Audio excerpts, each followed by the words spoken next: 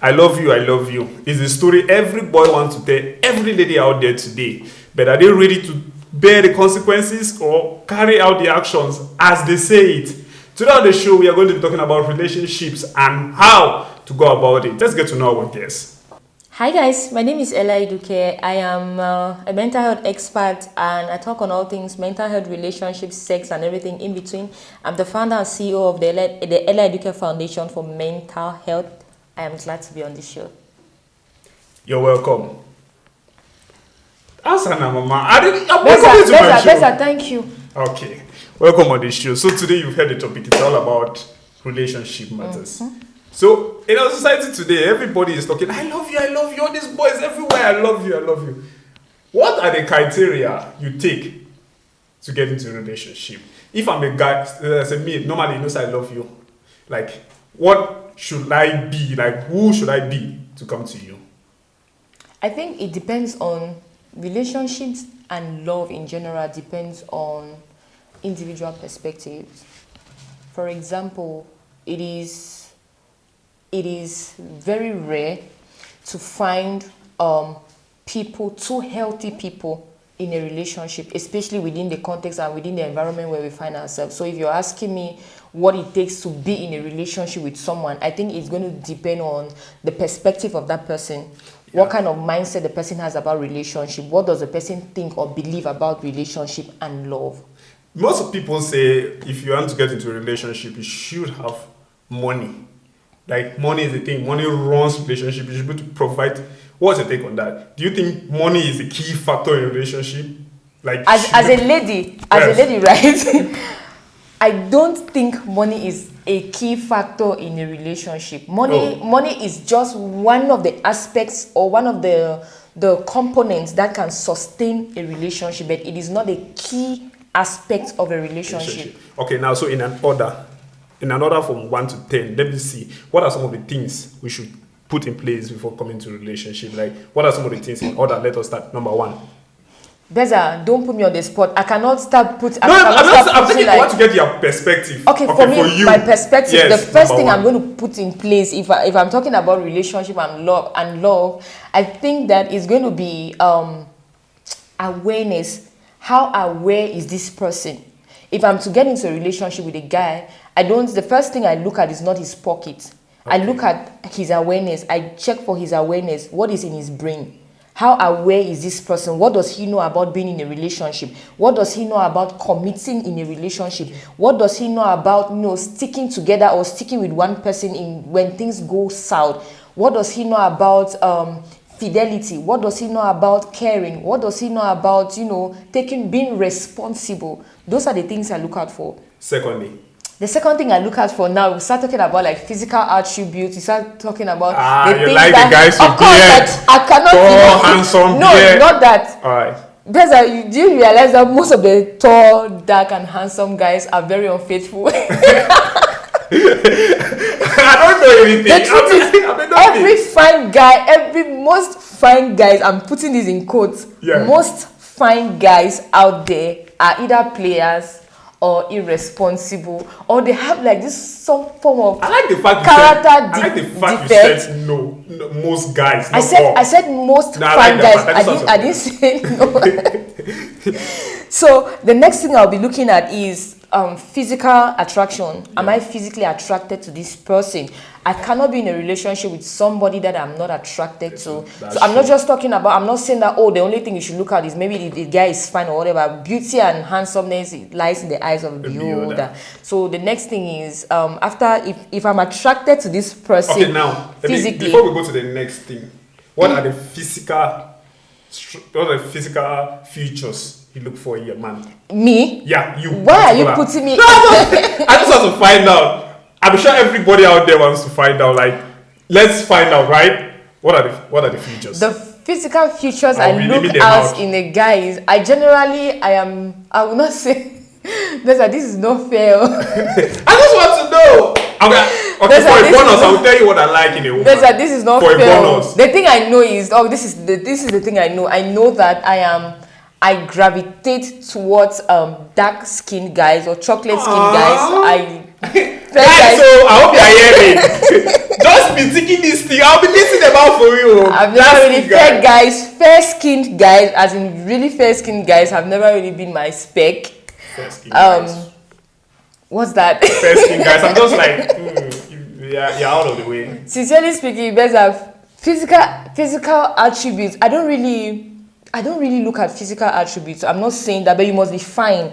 At least somebody who should see you and say, this person is a fine person, or this guy is a fine guy. Fine boys. But you say fine girls, fine guys are cheap. Like, I'm saying that those these extremely nice guys, these guys that have, these fine guys with swag and everything spreading chest.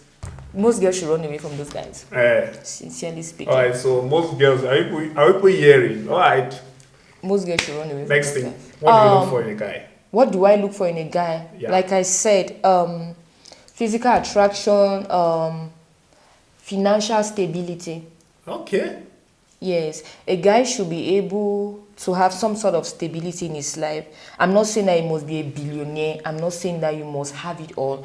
I'm saying that even if you don't have it all, at least have a source of income. Have something that you can rely on. Have something that you can sustain yourself with. A steady job. A steady job, maybe a business, or maybe something you find your hands to do that puts food on your table. Okay. Yeah.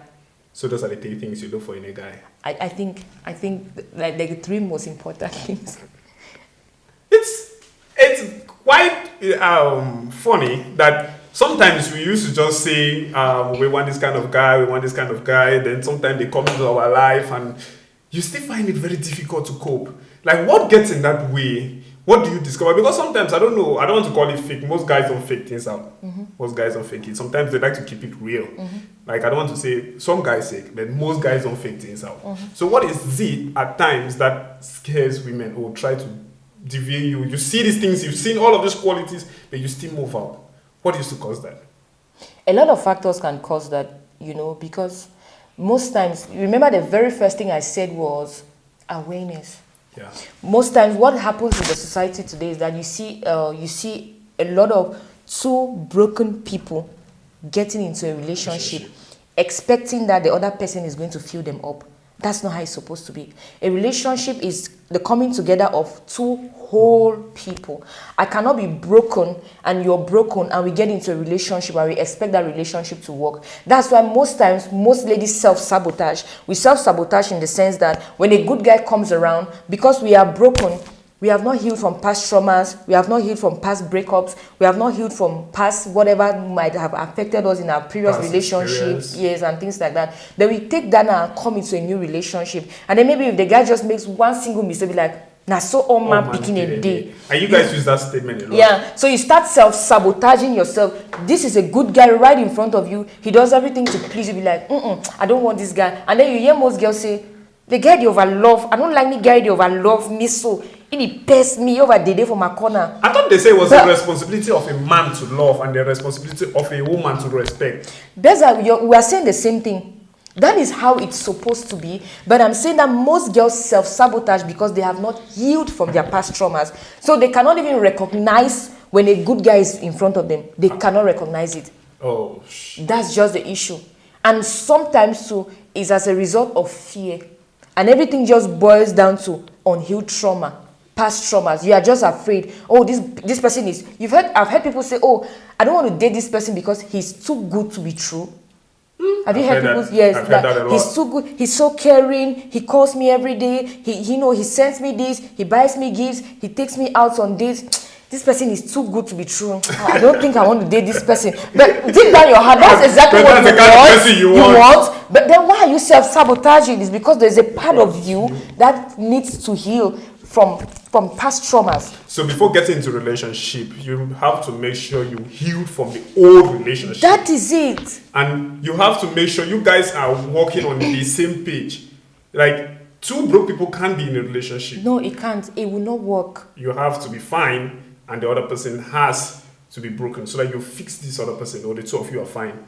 Wow. It's not like you're fixing somebody. And when I'm talking about healing from past traumas or working on yourself, I'm not saying that you must be 100% there. I'm saying that you must get to that place or you should be on that healing journey. You get, for example, a lady who've gone through a series of heartbreaks will find it very difficult to be in a healthy relationship. Why? Because she will either be comparing the present boyfriend, comparing them to the past, or she would put a blockage in her heart or just build a wall around herself that she cannot actually allow herself to be vulnerable to the point where she falls in love with another person because she is afraid that she will get hurt or this person will break her heart. So you must be on, it's not like you should be 100% healed, but you should get yourself to that place where you are on that healing journey. You get, where you are aware of your emotions, you are aware of the lies you've been telling yourself, then you start working on it. That's just it. It's not like you must be 100%, nobody can be 100% there. So you are a relationship coach too? Yes, I am. And what's the best advice you can give to people who haven't healed before getting into a relationship? Don't get into a relationship. You shouldn't get into a relationship. Because sometimes you just feel like you need somebody. It gets to you, it hits you that hard, and you feel like you really need somebody to move you out of this mood. Like if you stay in that mood, you get depressed, you need love. Like, have you ever gotten to that point where you feel like you need love? We've been there. I am in that place. But the problem with human beings is we don't want to be alone. We don't want to be by ourselves. And when we continue jumping from one relationship to another relationship, we will never really discover ourselves. A lot of people jump from one relationship to another, not really because they are looking for love, or someone to love them, to call them at night, to cuddle them and all that. A lot of people are jumping from one relationship to another relationship because they don't want to be on their own. Sitting with yourself, sitting with your feelings gives you a good perspective of yourself. When you sit with yourself, you get to know yourself, you get to understand yourself, then you get to know what you actually want from a relationship. Then you will not just jump into any relationship just like that because you're lonely. Because most people get into a relationship and they discover that after some time, they are not happy. And they feel like it's the other partner who is the fault, which is, in return, is their fault. You cannot get into a relationship. The man can't really make you happy, or the woman can't really make you happy if you're not happy. And that's why you get to a point where you start nagging and start giving a lot of complaints. But the guy is trying his best to fix it, or the girl is trying her best to fix it, but it's not working. It's not working. Yeah. Nobody can make you happy. And I always tell ladies this thing. No guy, even in marriage, when I counsel married people, your husband cannot make you happy. Your wife cannot make you happy. If you're going to get into marriage or you're going to get into a relationship that is going to work, you are going to put in the work first on your own self. You're going to work on yourself first. You've got to find your own happiness. You've got to understand what ticks you, what makes you happy. You've got to understand your passion, your purpose in life. You've got to understand what the things you can do for yourself first before you get into a relationship. A relationship or marriage is you're complementing someone else. You're not there to complete another person. You're there to complement them. You're coming into that relationship as a whole person. You have your own life, you have your vision, you have your dreams, you are happy as a single person. Then you get into a relationship with this person and you just help complement their lives. You're not trying to change somebody. You're not trying to make somebody your center of attraction or your source of happiness. Nobody can be your source of happiness. That's true. That leads me to the next question. I wanted to, even though you've touched light on it, I just want you to go back and maybe focus on it and let my viewers understand something. Like, how do you know you are self-content? How do you know you are happy? Like, what are the process that makes you feel happy? Personally, because I know it is not general, there's not general perspective to being happy for everybody. Like, since you're a counselor, most people come to you feeling unhappy, you try to make sure, you try to find them. Like, what are some of the advice you give them that try to make them discover themselves and be happy in a relationship? The truth is, we all are wired differently. We all come from different backgrounds. We've had different experiences that have shaped our lives, and the outcomes of our lives are strictly, or they are predominantly based on the experiences that we've had. And so when it comes to happiness and, how to find happiness and all that, personally, I will say that in order for you to get to that place where you think that you're content or you're happy within yourself, is when you get to that place where you are no longer trying to prove a point to anybody. You're not trying to prove a point that you're a nice person. You're not trying to prove a point that you're a lovable person. You're not trying to prove a point that you're worth somebody's attention or worth somebody's love. You're self-contained in yourself. You've worked on yourself to a point where you've accepted yourself for who you are, where you are at that time, and where you're going to be, and you're walking that path. You're walking towards that path. Okay. For me, I think that is the way. For me, that is how I am. That is how I am self-contained, or that is how I have been able to maintain an inner peace within myself amidst the noise around me.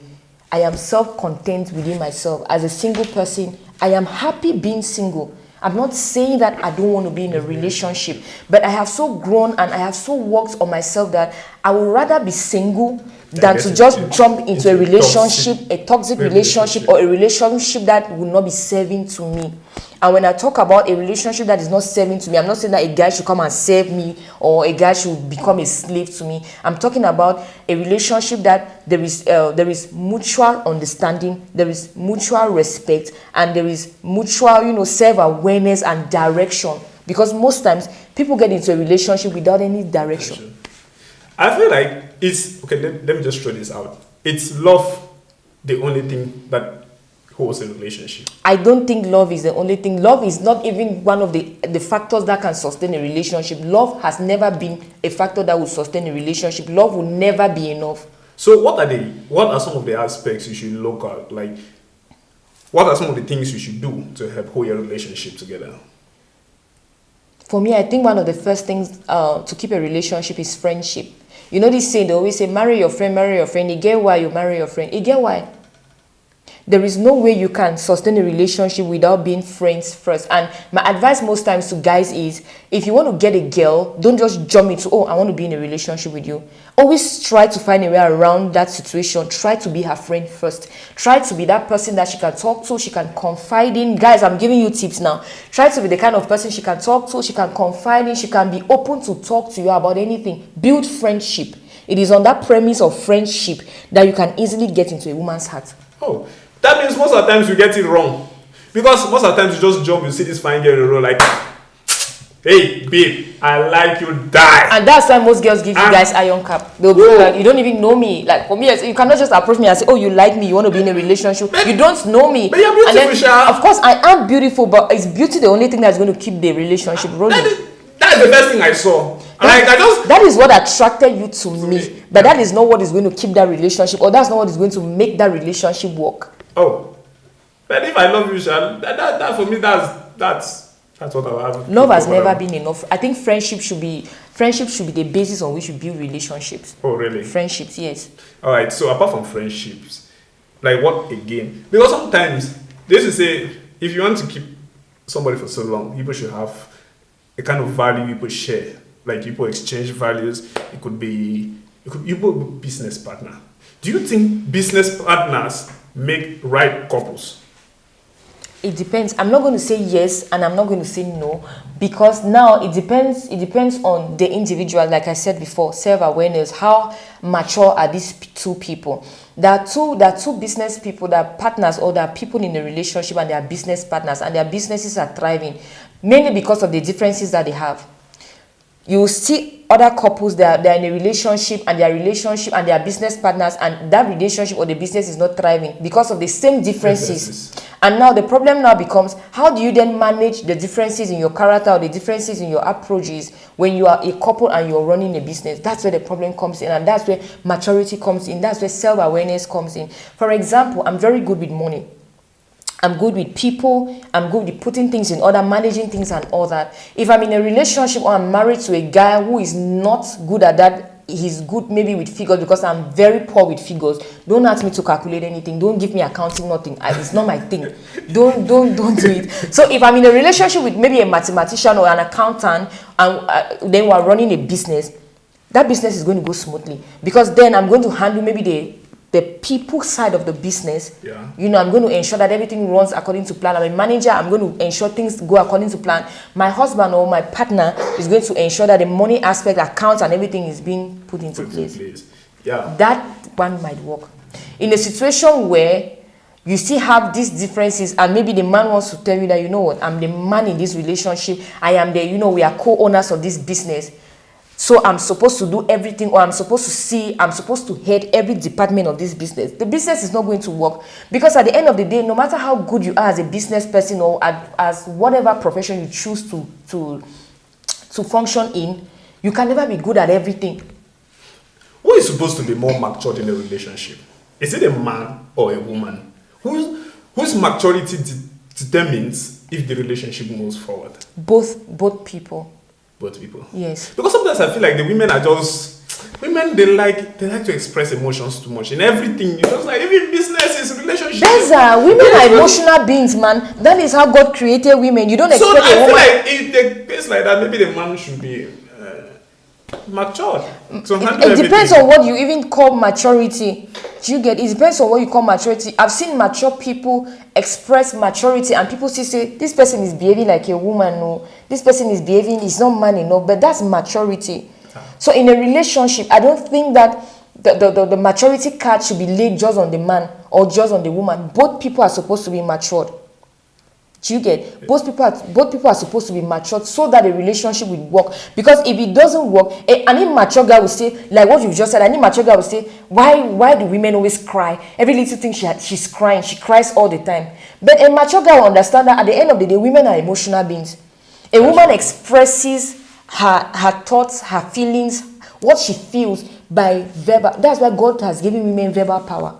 A woman's power is inside her mouth. And if a guy who is not mature does not understand that, you say women talk too much. Women don't talk. Women are supposed to be talking too much. Oh. That is how God created a woman. A woman is emotional. A woman is a radio one battery. It's not like that. A woman is just more verbal than a man. Though I know we have guys who talk more than women, but women are generally emotional beings. Men are generally analytical beings. Oh, I like the way they said that. I just feel now like I think I'm a big man, right? Like, if you want to, can you date somebody like me? What do you mean by can I date somebody like you? In what sense? You know me personally. Like, from what you know about me, can you date someone like me? Do I match any of this criteria? Because I know the eye you see, sure you know. I don't know that you've been eyeing me since. And to answer your question, I don't think that you're mature enough to date someone like me. Oh, in my own show. I'm not mature enough to date. Yeah, because you asked me the question, now you're trying. Hey, this show with boy today. I don't think you're mature. Why do you say that? Now, this is not, I'm not just talking, this is not just, because a lot of people mistake maturity for age. Yeah. You get? A lot of people think that maturity is age, and that's where we're making a mistake. Because we think that if this person is older than me, he's mature. Or if this girl is older than this guy, the girl is mature. That's not it. Maturity comes with how well you can handle things. How responsible are you? How are you responsible? What's your responsibility gauge? What's your temperament gauge? What's your accountability gauge? How accountable are you? Those are the things that make up a mature person. Accountability, responsibility. How well do you have control over your emotions, your temperament? How is your resistance, tenacity? Relationship is hard work. That's why most people don't even, in this day and time, you see people just playing around. People are not really in relationships. People just play around. Relationship is hard work. Like, you get to a point where people start to feel like their partners don't care. I'm just trying to throw more light on what you just said, that is hard work. People get to a point where people feel like their partners don't care. Sometimes a guy can go like, say, a day or two without texting a girlfriend, and he say he loves his girlfriend. Sometimes guys even goes even weak. I want to just throw this out. Is it really possible to love someone and not text the person for a week or a day or two? It's not. It's not. Why do I say so? It's very difficult to say you're in love with someone and you don't talk to them. Communication is key in every relationship. Communication is key. You cannot, I don't know, it doesn't make sense. It's just like you can't go a day without drinking water. There is no way you'll be in love with somebody, you don't want to hear their voice, you don't want to get to know how they are faring, you don't want to get to know how they are doing, it's just normal. There is just no way that kind of relationship, you have to communicate. So I don't think that if you're in love with someone, you can go for, if you go for 2 days, 3 days without talking to the person you're in love with, then it should be based, or it should be because of some circumstances, maybe because you're out of town, you're out of network or something, but still that is not an excuse, because right now we have social media, they are all mediums, we have all kinds of mediums you can use to communicate with someone. Oh, so all the guys out there that are listening to you also right now, and you're not texting your girlfriend, and you don't love her more, you don't love Aisha. But people should not come to if they are not texting their girlfriends, it means they are texting some other person. Some guys are really busy. That's the truth. Nobody is too busy for the people they love, and this is a cue for ladies. If a guy keeps telling you I'm busy, my sister, run. I'm serious. Nobody is too busy for the people that they are loved. That is the number one red flags I always tell ladies to look out for. Okay, you're talking of red flags. We are getting to red flags now. She will tell us everything to that about it. You see, this relationship matter goes over. That is what I always tell people. Nobody is too busy for the person they love. That's just the truth. That's one red flag. You started red flag matter. Tell us another red flag. Why? And it's trending now, eh? Red flags are trending now over the internet. Most ladies know about the red flags. The thing is, we just turn a blind eye to it. One of them. You've spoken to one. Lack of communication. One. That's one. You've spoken of lack of attention. And when I'm talking about attention, some people think attention is just calling and asking stupid questions. What have you eaten? What are you doing? I don't understand. Investigator boyfriend. No, that is not even. I don't think that those are even questions you should be asking someone if you're in a relationship with. It's not like you're trying to investigate. It's just, I don't know. It's just. What are the kind of questions I should ask my girlfriend? If you're in a relationship with a girl. In a relationship. Guy, it depends on you. It depends. Because I'm always asking her what she has eaten. I don't know about. Has she ever complained? No. It means you guys are on the same page. I can't date a guy and he keeps asking me what have you eaten. Okay. It won't make sense to me. It's not like the question is a bad question, but I don't think. Imagine a guy calling you, Ella, how are you? I'm good. Or babe, how are you? I'm fine. Where are you? I'm at work. What have you eaten? Maybe I had breakfast. Or I'm going to have lunch soon and all that. Okay. In the next 2 hours or 3 hours, babe, how are you? I'm fine. Have you closed? Yes. Have you gone home? Yes. What have you had for dinner? Rice. In the next 4 hours, babe, how are you? I'm fine.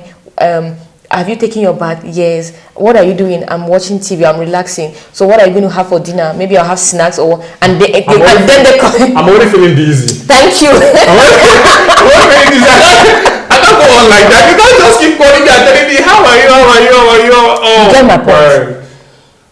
You get my point. And that's why everything I'm going to say, everything I've been saying today boils down to maturity, awareness.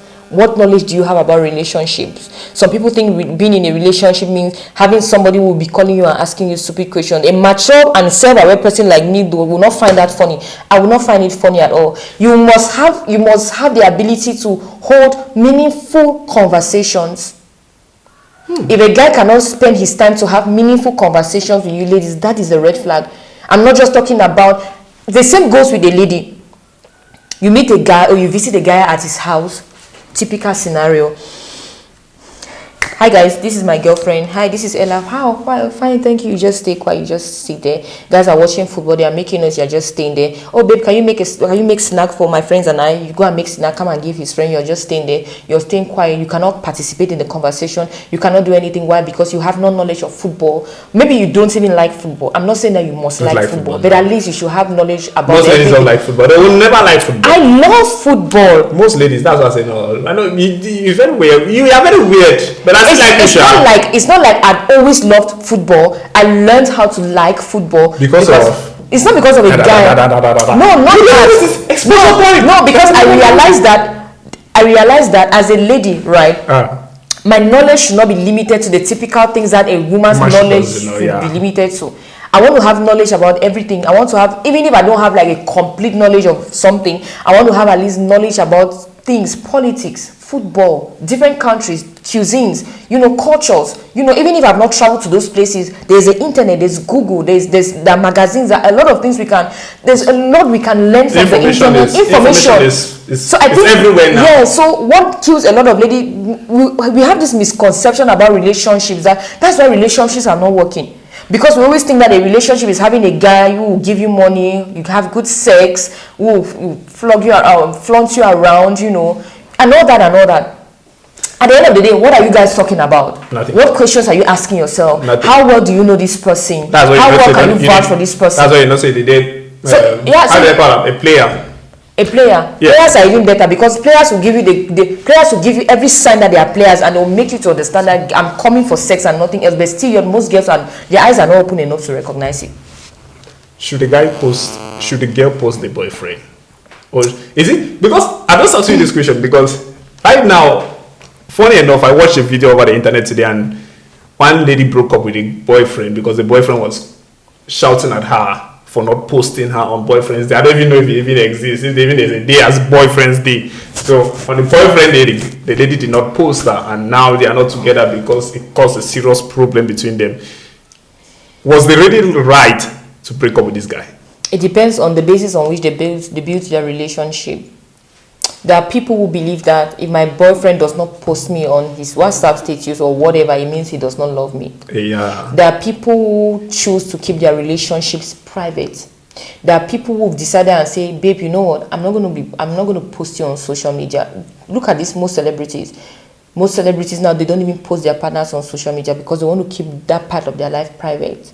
Okay, let's continue. Okay. I'll come back to that question. But do they post? Those guys don't post because are they not posting because they're keeping it private? Because most guys assume that those guys are cheats.